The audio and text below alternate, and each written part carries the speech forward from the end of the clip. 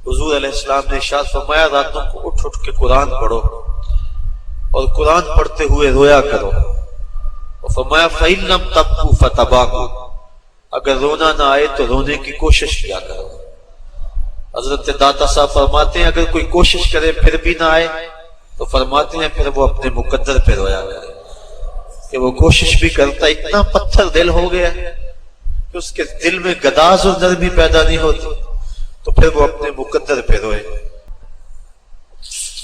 کہاں بے کہاں دکھاتے گل باد صبا تیری مہربانی، کبھی ہو سکتا ہے ایسا جھونکا آئے ٹھنڈا جو اس ناپاک وجود کو اٹھا کے مدینے لے جائے اور حضور کے در پہ حاضر کر دے اور آقا رحمت بری باہیں کھول لے، تو یہ ایک معمول بنائے، راتوں کو اٹھ کے تلاوت ضرور کریں اور حضور علیہ السلام کی نعت یہ اپنا معمول بنا لے۔ حضرت حسان بن ثابت کا لکھا ہوا کلام ہے یاد کر لیں، قصیدہ گردہ شریف یاد کر لیں، اور آج ہی میں دوپہر کو سوچ رہا تھا کہ یہ پہلے مجھے خیال آیا ہوتا تو میں اس کو لکھوا کے فوٹو کاپیاں کروا کے آج تقسیم بھی کر لیتا۔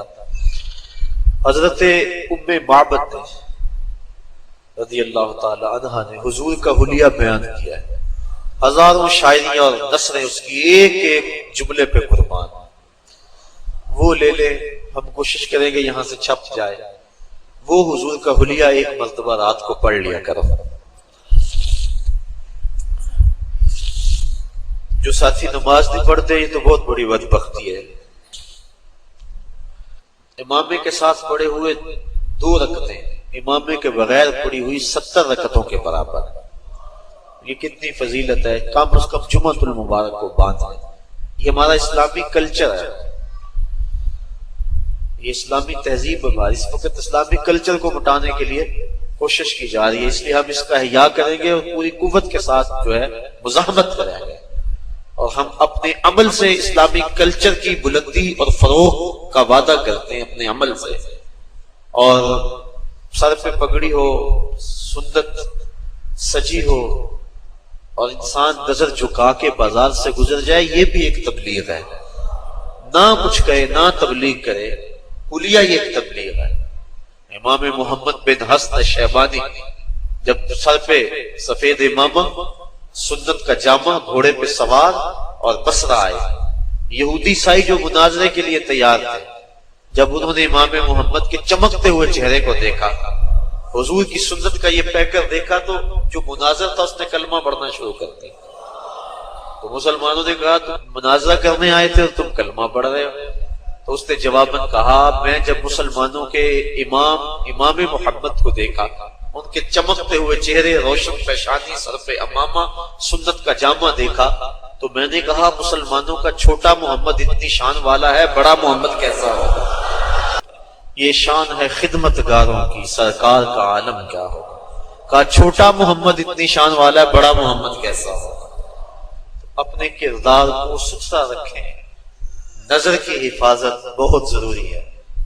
اس دور میں نظریں بھٹک رہی ہیں، نظریں زنا کر رہی ہیں، خیال اور سوچیں زنا کر رہی ہیں، بہت بڑی مصیبت ہے جو اس دور میں ہے۔ شیطان برہنہ ناچ رہا۔ میری مائیں، بہنیں اور بیٹیاں جو اس اجتماع کو سن رہی ہیں، اپنے پردے کی حفاظت اپنی جان سے زیادہ کریں۔ پردہ بوجھ نہیں ہے، پردہ آبرو کا نام ہے۔ اس برقعے کو قید خانہ نہ سمجھے، بلکہ اس برقعے کا ایک ایک تار، ایک ایک سلوٹ میری بہن تیری آبرو کی محافظ ہے، تیرے حیا کا پہرا ہے تیرا پردہ۔ تو مغرب کی ٹینوں نہیں ہے، تو مشرق کی بیٹی ہے۔ لوگ کہتے ہیں یہ دقیانوس ہیں، پرانے دور کی باتیں کر رہے ہیں۔ میں کہتا ہوں اتنے پرانے ہو جاؤ، اتنے پرانے ہو جاؤ کہ مدینے کی گلیوں میں پہنچ جاؤ، اتنے پرانے ہو جاؤ کہ طائف کے بازاروں میں چلے جاؤ، اتنے پرانے ہو جاؤ کہ بدر کی وادی میں پہنچ جاؤ، اتنے پرانے ہو جاؤ، اتنے پرانے ہو جاؤ کہ مکے کے بازاروں میں نبی کے نام پہ زخم کھاؤ لیکن زبان سے اف تک نہ کہو. سو ناز ہے اس پر کہ ہم تیرے ہی منگتے ہیں. ہمیں سو ناز ہے اس پر کہ ہم تیرے ہی منگتے ہیں. کوئی در بھی تیرے در کے سوا ہم نے نہیں دیکھا. کوئی در بھی تیرے در کے سوا ہم نے نہیں دیکھا. میں کھو جاؤں حشر کی بھیڑ میں تو آپ فرمائیں ہمارے در کا ثاقب تھا گدھا ہم نے نہیں دیکھا.